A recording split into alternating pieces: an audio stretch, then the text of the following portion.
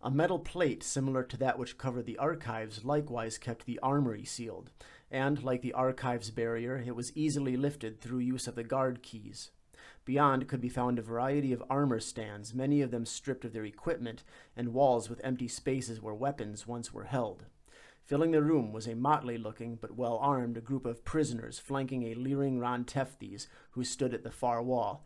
"Well, well," the Bandit King said, "things keep getting more and more interesting, don't they? First there's a prison revolt, next a horde of undead cannibals breaks free, and then a crusading priest brings it all under control. So what's next then? Are you expecting us all to go back to our cells like unruly children being sent to their chambers? And do you think we'll go without a fight?" At this point, Serti spoke up. "It's over, Ron Teftes. The guards have notified the army, and they're on their way this minute to bring things under control. You can go peacefully or die by the sword." In truth, he was only assuming this is what was happening. If the fleeing guards followed procedure, Equitapolitan soldiers would be present any minute now, but Serti had learned that official procedures in Sumankhet weren't always followed. "Maybe you're right, but more likely they'll leave us in here to die, then seal the whole place off, just like they did with the Screamers." Thoteb stepped forward. "Even though you're free from the justice of the Medjay and the army, there's still us. We haven't forgotten how you and your mates fled like frightened puppies with your tails between your legs when the Screamers showed up, leaving us as bait. You might be better armed, but there are more of us. And don't forget His Grace here," he said, indicating toward Akmotesh. "Someone who single-handedly killed an entire band of monsters that not even the strongest among us was able to phase isn't to be trifled with." "Now wait just a minute," argued one of the prisoners who stood behind Serti.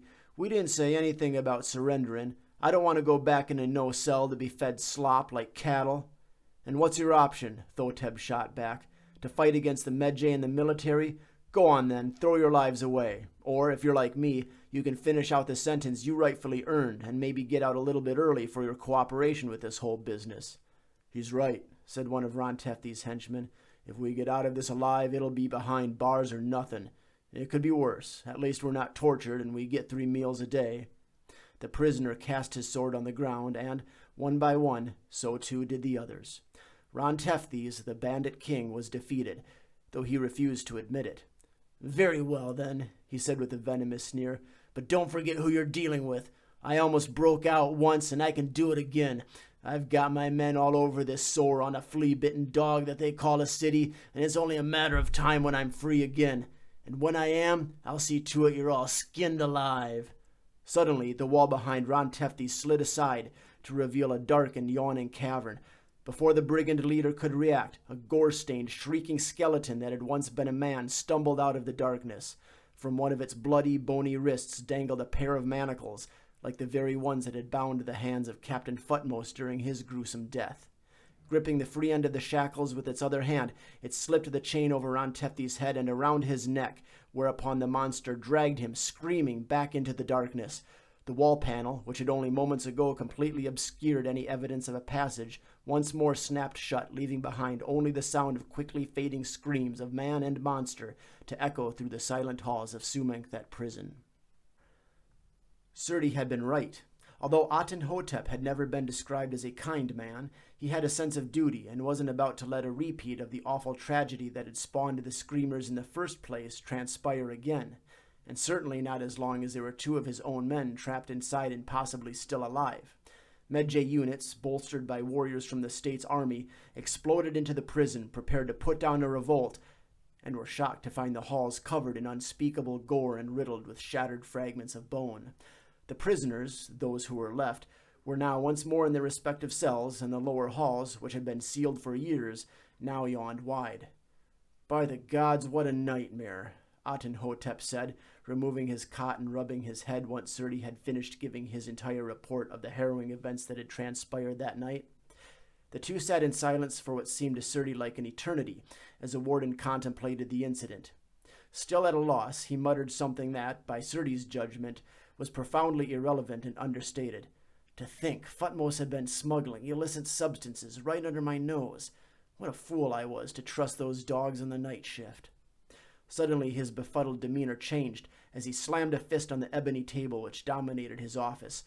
"I'll have their hides, the lot of them." "But not you, my boy. he said, his tone softening as he turned his attention back to the newest recruit. "You've proven yourself competent and reliable beyond my expectations. Why, you're the kind of man the Medjay needs among its ranks. We're going to have quite a few openings on the night shift now that Thoteb is no longer with us, and the rest of the men all about to lose their jobs, so I'm promoting you to the rank of captain. I want you to take the new officers and keep them in shape.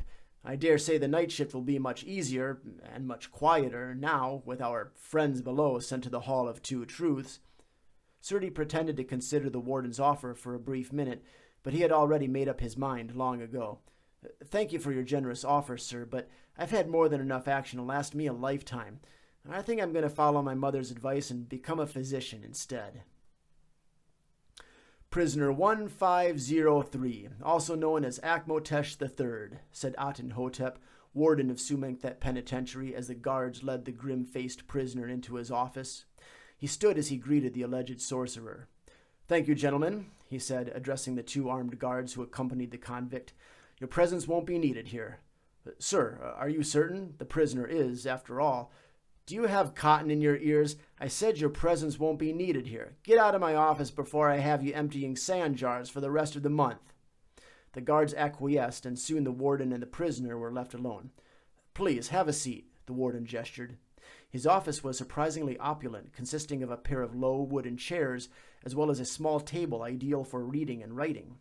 Carefully laid out on the claw-footed ebony table were a series of items Akmotesh knew well: the great blade soul thresher, his jackal-head mask, and his ankh.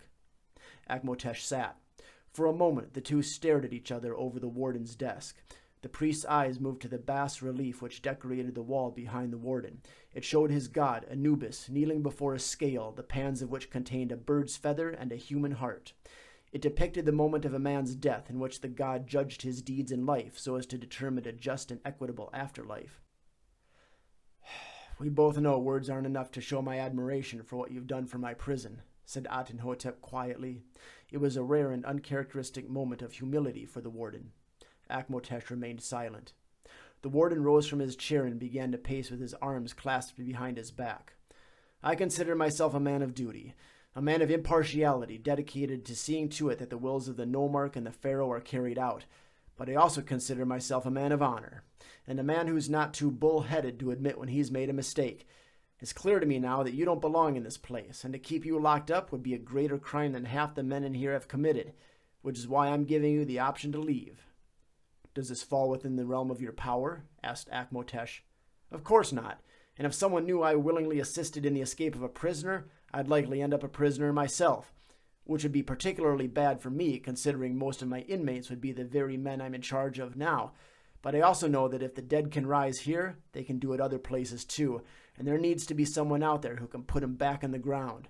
Of course, if you want to stay here, I guess I can't make you leave.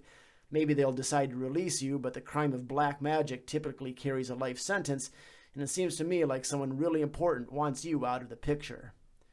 It was ever my intention to leave this place eventually, with or without the court's blessing.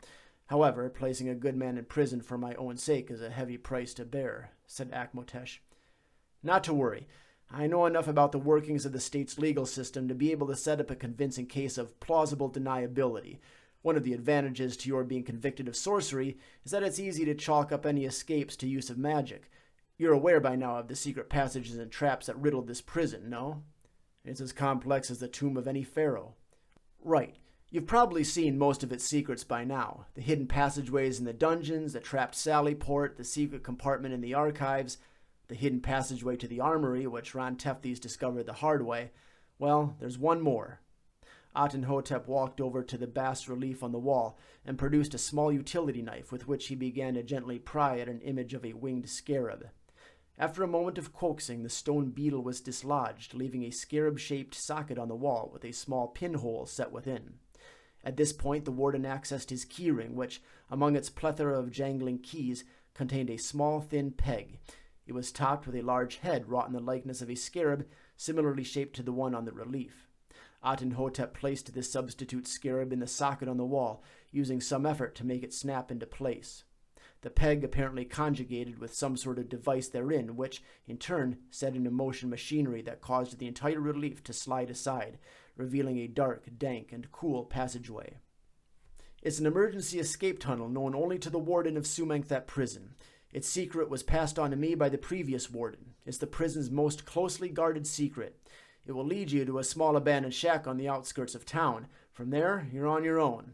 Hotep hoisted a linen sack that lay at the side of his desk. I took the liberty of gathering together all of your items you came in here with. I hope they'll keep you safe on whatever adventures lie ahead of you.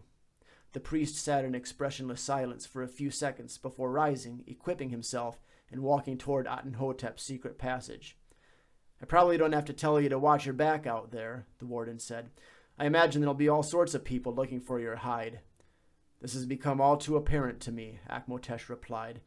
As much as I love my homeland, I think the time has come to go elsewhere.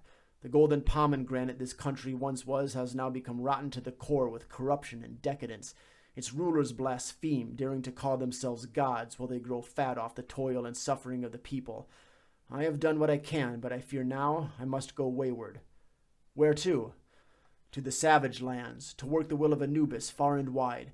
Perhaps into Zambuku with its dark jungles and its dark people, or maybe even to the barbarian lands of the north.